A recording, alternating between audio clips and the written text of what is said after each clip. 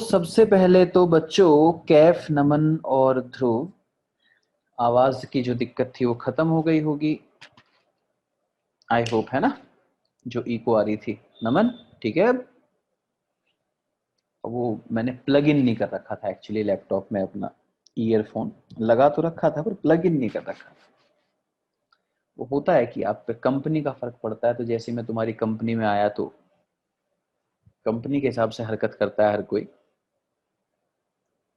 Surroundings का बड़ा फर्क पड़ता है कई बार। तो बच्चों, ये रेजिस्टेंस और इंडक्टर एक सेल के साथ कनेक्टेड है, और हम लोगों ने यहां तक डिराइव कर लिया था कि अगर हम इस स्विच को क्लोज करें, कनेक्ट करें, तो यहाँ पे करंट एस्टेब्लिश होना शुरू करती है। टी टाइम पे कितनी करंट इस सर्किट में आ चुकी होगी? I is equal to E by R, 1 minus E to the power minus R T by L. क्योंकि मैं इस तरीके का डिस्कशन पहले इलेक्ट्रोस्टैटिक्स में, सॉरी, करंट इलेक्ट्रिसिटी में कर चुका हूँ, आरसी सर्किट का। तो आज मैं उतना टाइम नहीं लगाऊंगा, मैं कहूंगा ज्यादा, लिखूंगा कम, और तुम समझना भी ज्यादा। अगर मैं आपसे ये कहता हूं बच्चों कि मुझे करंट की मैक्सिमम पॉसिबल वैल्यू बताओ, तो ये जो e to the power minus R T by L है, आप इसको मिनिमम करना चाहोगे, और ये t is equal to infinity पर होगा। सही कह रहा हूं या नहीं? तो t is equal to infinity पर after a very long time current अपनी मैक्सिमम वैल्यू को अचीव कर लेगी, जिसका सिंबल मैं आई नॉट लूंगा, और वो maximum value E upon R आएगी। वो maximum value E upon R आएगी, क्योंकि t is equal to infinity पे ये टर्म जीरो को अप्रोच करेगी, क्योंकि लिखा है 1 upon E to the power R T by L. T को इन्फिनिटी कर दीजिए तो 1 upon infinity approach to zero, तो आई ई बाई आर को अप्रोच करेगा, और उससे ज्यादा वो कभी नहीं हो सकता। तो ये करंट की मैक्सिमम वैल्यू है, जिसका सिंबल मैंने लिख दिया है आई नॉट। इसी तरह से बच्चों, जो L बाई आर है, L बाई आर, डायमेंशन इसकी आएगी T, यूनिट इसकी आएगी सेकेंड। इसका नाम है टाइम कांस्टेंट। आरसी सर्किट में भी एक टाइम कांस्टेंट आया था, आई होप आपको याद होगा। L बाई आर, इसको टाइम कांस्टेंट कहते हैं, और टाइम कांस्टेंट का सिंबल टॉ लिया जाता है, तो L बाई आर की जगह टॉ लिख सकते हैं। जी हाँ, बिल्कुल सही कहा आपने। इसी तरह इन दोनों बातों को यूज करके ये जो एक्सप्रेशन यहाँ पर लिखा है I is equal to E by R, E by R की जगह मैं आई नॉट लिख सकता हूँ 1 minus E to the power minus T upon tau. ये मैं यहाँ पर लिख सकता हूँ। ये है करंट का और टाइम का रिलेशन। करंट और टाइम का रिलेशन, टी टाइम पे कितनी करंट होगी, ये वो रिलेशन है। जहां टॉ क्या है, टाइम कांस्टेंट, और उसकी वैल्यू है L upon R. I naught क्या है, E अपॉन आर। परफेक्ट है बच्चों। मैंने पहले भी ये कहा होगा, 1 minus E to the power minus X. अगर हम इसका कभी ग्राफ बनाएं, y is proportional to 1 minus E to the power minus X, इसका कभी ग्राफ बनाएं तो वो ग्राफ कैसे बनता है, ये बात पहले हो चुकी होगी। तो y एक्सिस पर अगर करंट लिखा हो और x एक्सिस पर अगर टाइम लिखा हो, आई टी ग्राफ, तो ये ग्राफ ऐसे होगा, लाइक दिस। जब t अपनी लार्ज वैल्यू पर पहुंच जाएगा, तो करंट अपनी मैक्सिमम वैल्यू आई नॉट पर पहुंच जाएगी। t is equal to zero पर आई जीरो आ जाएगा, आप देख सकते हो, E upon R 1 minus E to the power minus T upon tau लिखा है। अगर आप t को जीरो पुट करेंगे तो 1 माइनस 1 जीरो हो जाएगा, zero multiplied with I not will be zero, तो आई हो जाएगा जीरो। इसलिए t is equal to zero पे ग्राफ ओरिजिन से उठाया है, और ये शेप बनाई है, और आफ्टर अ लॉन्ग टाइम ये करंट अपनी सैचुरेटेड वैल्यू आई नॉट को, मैक्सिमम वैल्यू आई नॉट को अचीव कर लेगी। ओके बच्चों, बात समझ आ गई? तो अगर आपसे टी टाइम पर करंट पूछी होगी तो आप ये फॉर्मूला यूज करेंगे। टी टाइम पे करंट बताने के लिए टाइम की वैल्यू पुट कर देंगे और आई आपका आ जाएगा। यहाँ आई नॉट क्या है, ई बाई आर, टॉ क्या है, एल बाई आर। अगर आपसे ग्राफ पूछा होगा तो आप ये वाला ग्राफ टिक कर देंगे। ठीक है, मैं पहले ही कह चुका कि ओनली कॉम्पिटेटिव एग्जाम्स में ही इस पर सवाल आते हैं। वन मोर थिंग, तो इस तरीके के सवाल जहां ई की कैलकुलेशन भी आ जाए, एक्सपोनेंशियल की कैलकुलेशन भी आ जाए, ये वाले सवाल स्पेशली इंजीनियरिंग एंट्रेंस में ही आते हैं। मेडिकल एंट्रेंस इतना नहीं पूछते हैं। मेडिकल एंट्रेंस देखो क्या पूछेंगे, तो T इज इक्वल टू 0 पर कितनी करंट होगी, मैंने आपको अभी बताया 0 होगी। बताया नहीं, रियलाइज करवाया भाई, प्रूव किया है। I is equal to I not 1 minus E to the power minus T upon tau, अभी प्रूव किया है। 1 minus E to the power minus T upon tau, ये अभी प्रूव किया है। तो नीचे जाके पॉजिटिव हो जाएगा ऐसे। अगर आप t को 0 पुट कर दोगे तो ये वाली वैल्यू 1 हो जाएगी। 1 अपॉन 1 इज 1, 1 माइनस 1 इज 0 और आई आ जाएगा 0। तो t इज इक्वल टू 0 पे करंट 0 हो जाएगी, जबकि क्लोज्ड पाथ अवेलेबल है। तो क्लोज्ड पाथ अवेलेबल होने के बाद भी, क्लोज्ड पाथ अवेलेबल होने के बाद भी अगर करंट 0 है, इसका मतलब R इक्विवेलेंट इनफाइनाइट है। इसका मतलब जो क्लोज्ड पाथ है उसका इक्विवेलेंट रेजिस्टेंस इनफाइनाइट है, जिसकी वजह से करंट 0 हो गई है। और दिए हुए सर्किट का आर इक्विवेलेंट होगा कितना, तो एक तो वहां रेजिस्टेंस लगा हुआ है और एक जो इंडक्टर लगा हुआ है वो भी रेजिस्टेंस दे रहा है, क्योंकि लेंजलो कहता है अपोज द कॉज, है ना, करंट को ग्रो नहीं करने दे रहा वो, तो वो भी एक रेजिस्टेंस दे रहा है। तो इक्विवेलेंट रेजिस्टेंस होगा एक तो जो रेजिस्टेंस आपने लगा रखा है उसका, और प्लस जो आपने इंडक्टर लगा दिया था उससे आने वाला रेजिस्टेंस, ये मिला के इक्विवेलेंट रेजिस्टेंस होगा।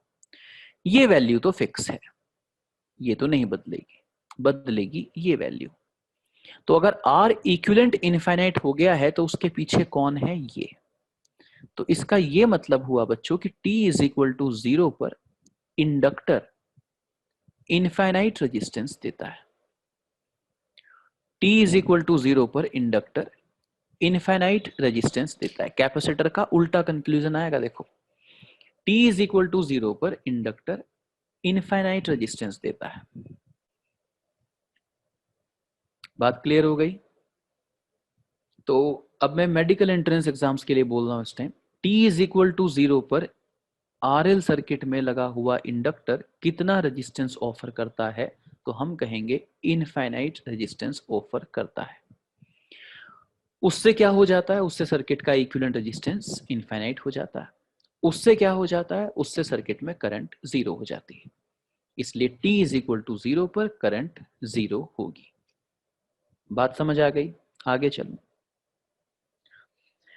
और बच्चों स्टेडी स्टेट में क्या होगा? At steady state medical entrance बस स्टेडी स्टेट पे या T इज इक्वल टू 0 पर पूछेगा। इंजीनियरिंग एंट्रेंस T टाइम पर भी पूछ लेगा। उसके लिए फॉर्मूला पहले ही बता दिया, T की वैल्यू पुट कर देना उसमें। तो एट स्टेडी स्टेट, तो स्टेडी स्टेट मतलब after a very long time, after a very long time steady state. तो स्टेडी स्टेट में क्या होगा, तो बच्चों I is equal to I not 1 minus E to the power minus T upon tau. तो ये I is equal to I not 1 minus 1 upon E to the power T upon tau है। अगर आप t की value को infinite रख देंगे यहाँ पर तो ये वैल्यू इन्फिनाइट हो जाएगी। 1 divide by infinity is 0, 1 minus 0 is 1। तो करंट आई नॉट को अप्रोच करेगी जब t इन्फिनाइट हो जाएगा। तो t जब इन्फिनाइट होता है तो करंट आई नॉट मतलब अपनी मैक्सिमम पॉसिबल वैल्यू पर आ जाती है। और अगर करंट अपनी मैक्सिमम पॉसिबल वैल्यू पर आ जाती है तो इसका मतलब इक्विवेलेंट रेजिस्टेंस अपनी मिनिमम पॉसिबल वैल्यू पर आ जाता है। इक्विवेलेंट रेजिस्टेंस होगा कितना, तो सर्किट में एक रेजिस्टेंस लगा हुआ है, एक इंडक्टर लगा हुआ है, तो इंडक्टर से आने वाला रेजिस्टेंस प्लस रेजिस्टेंस है ना, इनका सीरीज कॉम्बिनेशन, तो ये इक्विवेलेंट रेजिस्टेंस हो। ये इक्विवेलेंट रेजिस्टेंस मिनिमम हो जाता है, ये इक्विवेलेंट रेजिस्टेंस मिनिमम हो जाता है t is equal to infinity पर। तो ये तो फिक्स्ड है, ये तो नहीं बदलता, तो इसकी वजह से हुआ होगा, तो मतलब ये कितना हो जाता है 0। तो स्टेडी स्टेट में इंडक्टर जीरो रेजिस्टेंस ऑफर करता है। स्टेडी स्टेट में इंडक्टर जीरो रेजिस्टेंस ऑफर करता है। बोलो बात समझ में आ गई? क्लियर है? तो t is equal to zero पर इंडक्टर इनफाइनाइट रेजिस्टेंस दिखाता है, और स्टेडी स्टेट में t is equal to zero पर इंडक्टर इनफाइनाइट रेजिस्टेंस दिखाता है, और स्टेडी स्टेट में इंडक्टर जीरो रेजिस्टेंस ऑफर करता है। स्टेडी स्टेट में करंट की वैल्यू मैक्सिमम हो जाती है, और t is equal to zero पे करंट की वैल्यू जीरो होती है। ये दो बातें इंपॉर्टेंट है फॉर मेडिकल पर्सपेक्टिव। अब मान लीजिए कई बार इस तरीके का सवाल आ गया, कई बार तो यही पूछ लेगा कि टाइम कांस्टेंट बताओ, तो सिर्फ L/R बताना है, वो आंसर होगा। मान लो बच्चों ऐसा कोई सवाल आ गया। अच्छा, जब तक मैं ये सर्किट बना रहा हूं तुम अपने रजिस्टर पे ये लिख दो, ये मैंने RC सर्किट में भी लिखवाया था, कि जब टाइम की इंफॉर्मेशन दी ना हो तो उसे हमेशा स्टेडी स्टेट मानते हैं। and information of time is not given, then consider it as steady state। तो ये है बच्चों एक सेल और इसका EMF है E। यहां पर लगा हुआ है एक रेजिस्टेंस जिसकी वैल्यू है 3R। एक रेजिस्टेंस यहां पर लगा हुआ है, that is R।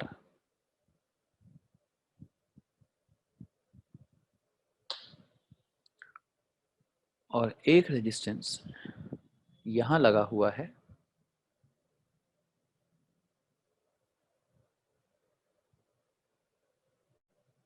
6R।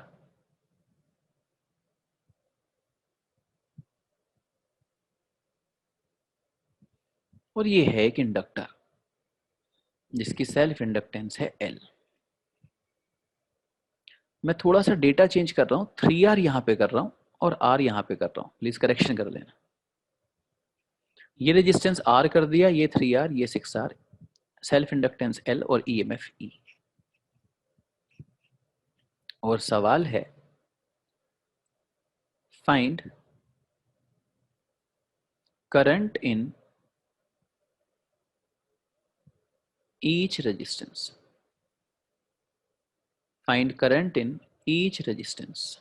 Question का first part at t is equal to 0। Find current in each resistance at t is equal to 0। t is equal to 0 पर सभी रेजिस्टेंसेस में करंट बतानी है।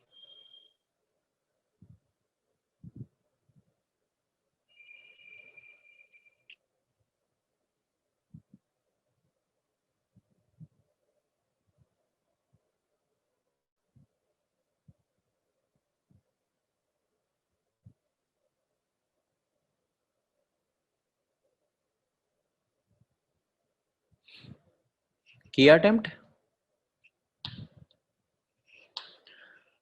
तो यहां तो मैंने टाइम बता रखा है ना, at t is equal to 0 find current in each resistance. तो आपको याद आना चाहिए कि t इज इक्वल टू 0 पे इंडक्टर इनफाइनाइट रेजिस्टेंस दिखाता है, तो इस टाइम ये इंडक्टर इनफाइनाइट रेजिस्टेंस दिखा रहा होगा।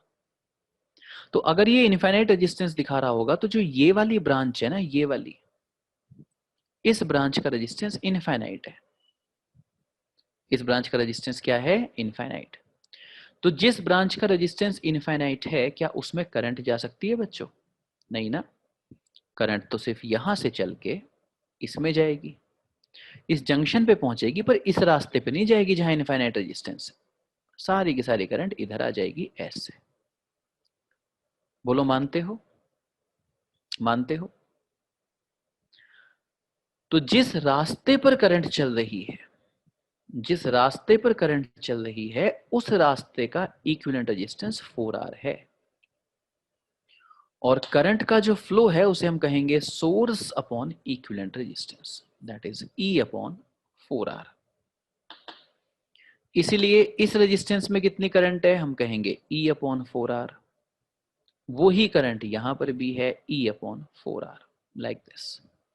इधर कोई करंट गई ही नहीं है। 6R में कितनी करंट है हम कहेंगे 0, इंडक्टर में कितनी करंट है हम कहेंगे 0।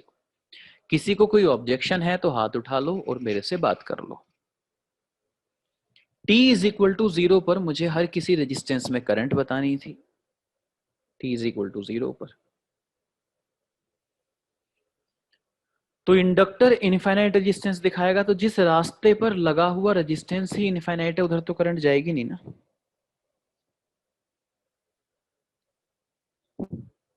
करंट जंक्शन से सारी की सारी 3R की तरफ चली गई, उधर नहीं गई। Okay,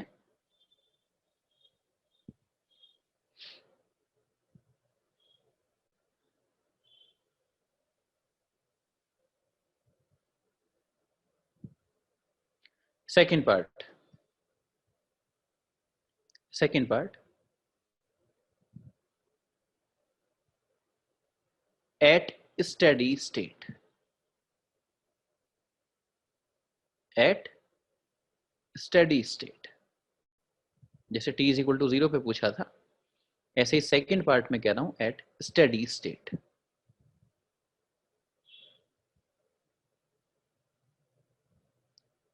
eight steady state, second part. चलो अटेम्प्ट करो।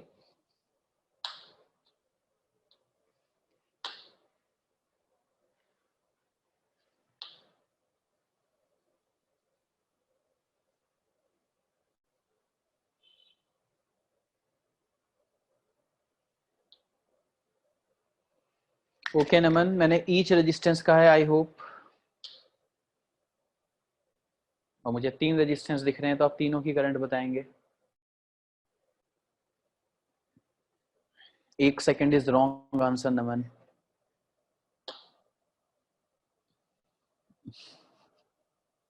ये भी रॉन्ग आंसर है नमन।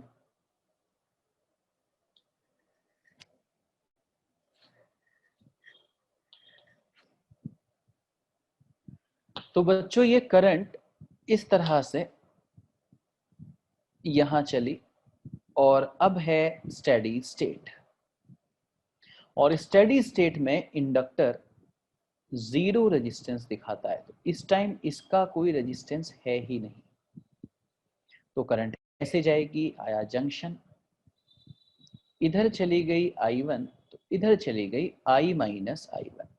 ये I माइनस I1 यहां से होती हुई ऐसे आएगी, इधर से I1 आएगी, दोनों मिलके I इधर चली जाएगी। राइट बच्चों?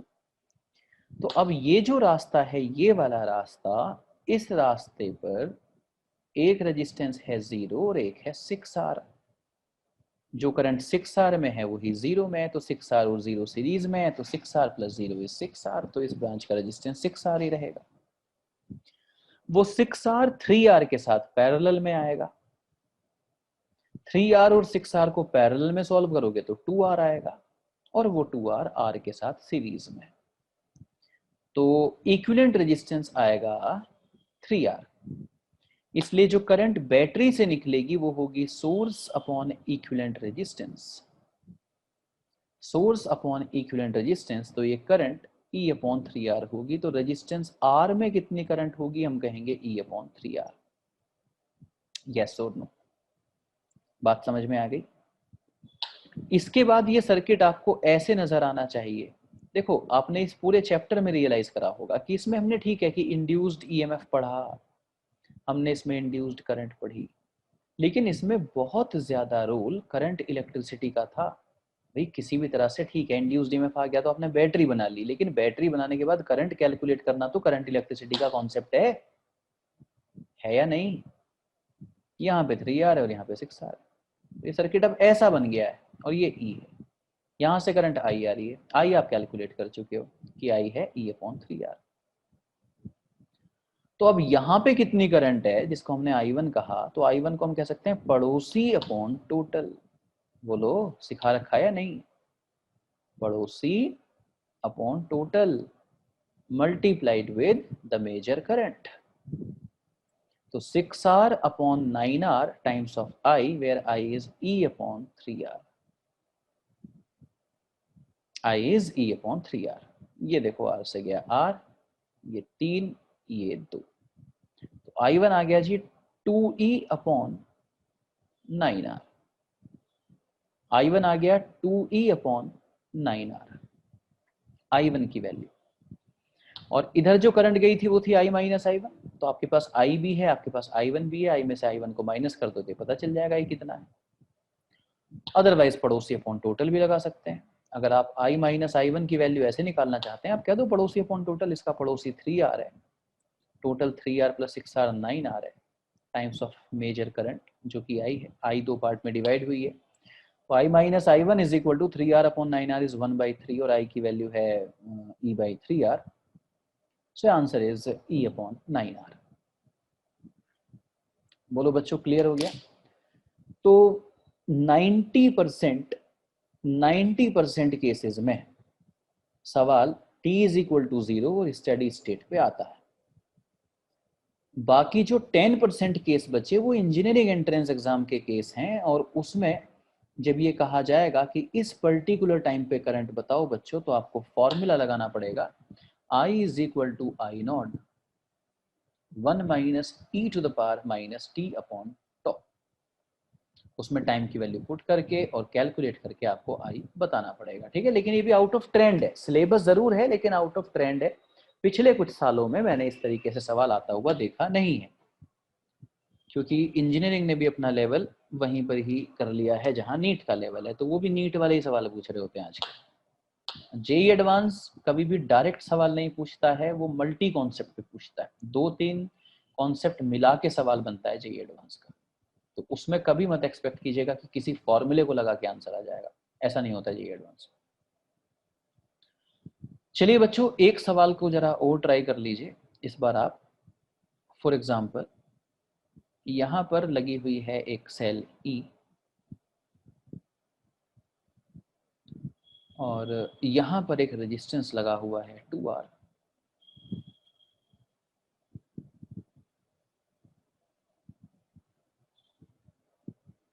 और एक रेजिस्टेंस यहां पर भी लगा हुआ है 2R, और यहां पर है एक इंडक्टर।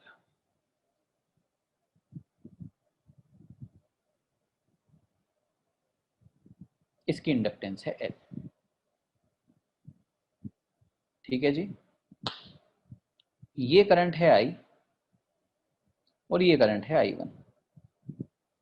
मेरा सवाल है find I and I1।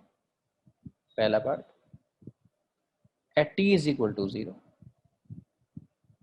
second part at steady state।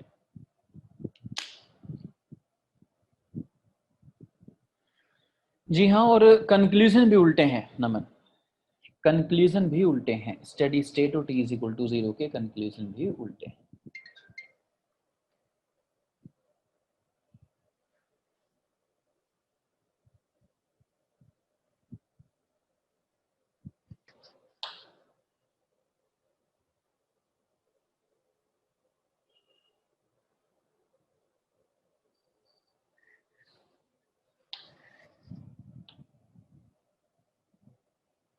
Find I and I1, पहला part at t is equal to 0, दूसरा part at t is equal to infinity. चलिए सबसे पहले मैं t is equal to 0 solve करूंगा। तो t is equal to 0 पर, t is equal to 0 पर इंडक्टर इनफाइनाइट रेजिस्टेंस दिखाता है, तो उस रास्ते पर करंट जाएगी ही नहीं जिसपे इनफाइनाइट रेजिस्टेंस लगा हुआ है, करंट सिर्फ ऐसे घूमेगी। तो जिस रास्ते पर करंट गई ही नहीं, आप भी इक्विवेलेंट रेजिस्टेंस निकालते हुए उस रास्ते को इग्नोर करोगे, उसको इंक्लूड नहीं करोगे, इसलिए R इक्विवेलेंट होगा 2R plus 2R that is 4R। और करंट की वैल्यू कहोगे अच्छे बच्चों सोर्स अपॉन इक्विवेलेंट रेजिस्टेंस मतलब E/4R। तो आपसे कहा गया था I और I1 बताइए, तो आप देख सकते हैं कि जो I है वही I1 है, क्योंकि I और I1 सेम है। I और I1 सेम है, t इज इक्वल टू 0 पे दोनों सेम है, वैल्यू है E/4R। जल्दी से हाथ उठा दो कौन कौन सही है, ये मेरे पहले पार्ट का आंसर है। t इज इक्वल टू 0 पर I और I1 सेम है, I ही I1 है, I1 ही I है, और वैल्यू है E/4R। थैंक यू बच्चों, ये है t is equal to 0, t is equal to 0। अब मैं आता हूं t is equal to infinity पर, स्टेडी स्टेट पर। बच्चों स्टेडी स्टेट में इंडक्टर जीरो रेजिस्टेंस दिखाता है, इंडक्टर जीरो रेजिस्टेंस दिखाता है। तो इसका ये मतलब हुआ कि ऐसे समझिए जैसे वहां कोई रेजिस्टेंस लगा हुआ ही नहीं है।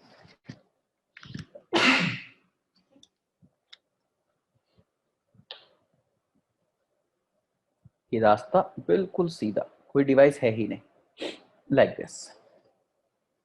तो बच्चों ये जो आई यहां पर आया,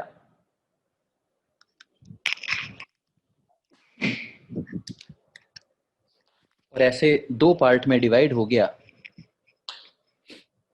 तो इधर कितनी करंट गई अगर मैं ये कैलकुलेट करना चाहता हूं, तो मैं कहूंगा पड़ोसी अपॉन टोटल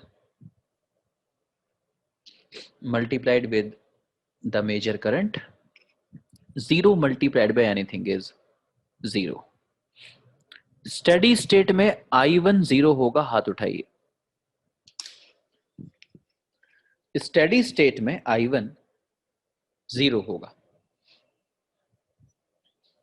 और अगर I1 जीरो होगा तो इसका ये मीनिंग हुआ कि करंट 2R की तरफ गई ही नहीं, करंट निकल गई यहां से बिल्कुल सीधी ऐसे इस रास्ते पर जिस पर कोई रेजिस्टेंस है ही नहीं। I1 जीरो आ गया, मतलब 2R रेजिस्टेंस में कोई भी करंट नहीं है, 2R रेजिस्टेंस में कोई भी करंट नहीं है। और बच्चों अगर 2R रेजिस्टेंस में कोई करंट नहीं है, तो मैं आपसे पहले भी कह चुका, इक्विवेलेंट रेजिस्टेंस निकालते हुए उन रास्तों को कंसिडर नहीं करते जिन रास्तों पर करंट ही नहीं जाती। तो आपको ये सिर्फ इतना सर्किट नजर आना चाहिए स्टेडी स्टेट में, और ये जो सर्किट आपको नजर आ रहा है इसमें तो सिर्फ एक ही रेजिस्टेंस है, वो है 2R। तो इस टाइम करंट की वैल्यू कितनी है, E/2R। तो I1 है 0 और I है E/2R। जिनके दोनों आंसर सही थे, अब जरा हाथ उठा दो। बहुत बढ़िया, शाबाश।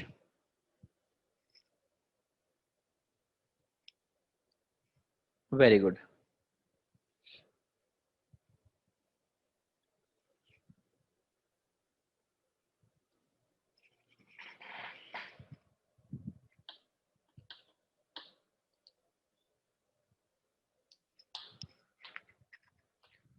बच्चों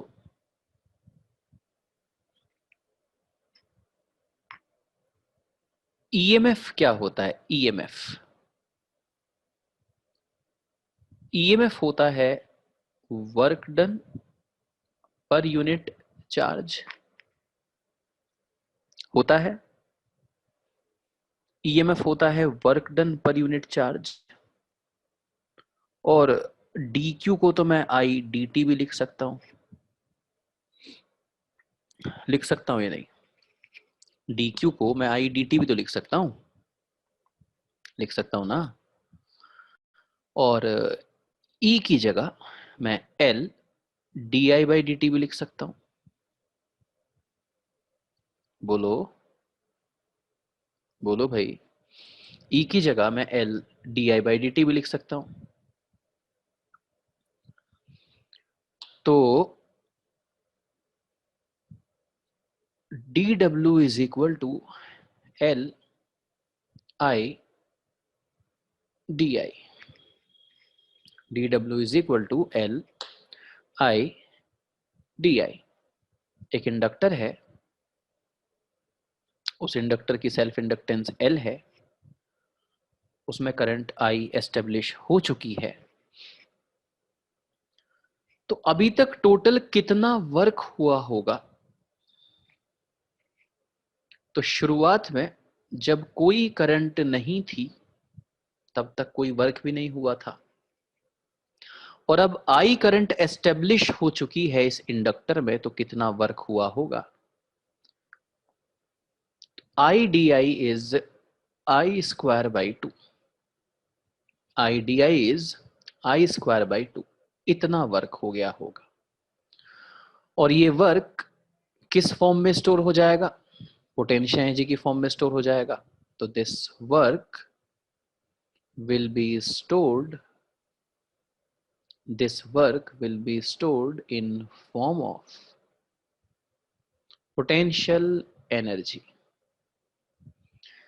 इसीलिए अगर आपसे कभी ये कहा जाए कि किसी इंडक्टर में करंट आई है तो कितनी एनर्जी उसमें स्टोर्ड है, तो आप कहेंगे हाफ Li², जैसे कैपेसिटर में हुआ करती थी हाफ CV²।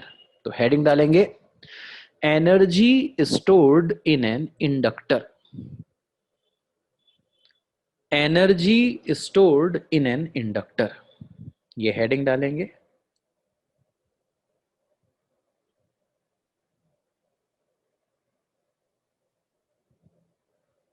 और ये पूरा नोट कर देंगे जो कि आपको स्क्रीन पे दिख रहा है।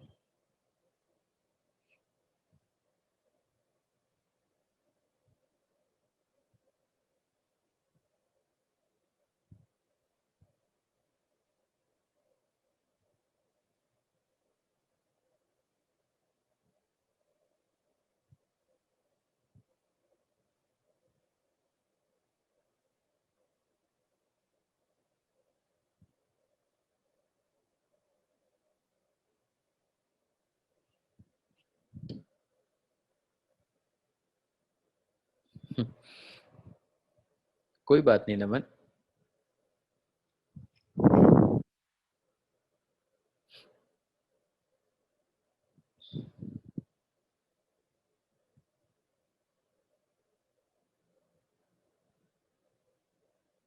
ओके ध्रुव। तो बच्चों ये है एनर्जी स्टोर्ड का formula, U is equal to half Li²। ठीक है, मतलब ये डिराइव करने के लिए आ सकता है, ये डिराइव करने के लिए आ सकता है।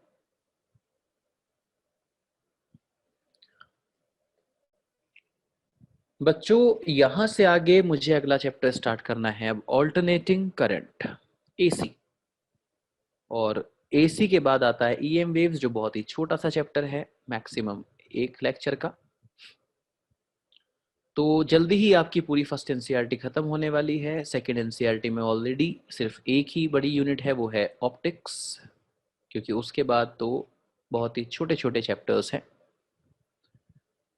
तो ठीक है बच्चों, मैं आपकी जो अगली क्लास यहाँ से आगे लूँगा, नया चैप्टर नई क्लास में ही लूँगा, क्योंकि ऑलरेडी मैंने बोल दिया था आज का लेक्चर जो है वो बोर्ड एग्जाम्स वगैरह के लिए नहीं है। तो आप में से कई बच्चे आज इसलिए भी नहीं होंगे, तो आप सभी अभी क्लास छोड़ सकते हो, और क्लास में सिर्फ रहेंगे विनायक और नमन, है ना। मुझे इन दोनों को कुछ बताना है, इन दोनों ने जो भी मुझे कुछ भेज रखा है व्हाट्सएप पे, उसके रिगार्डिंग इनसे बात करनी है।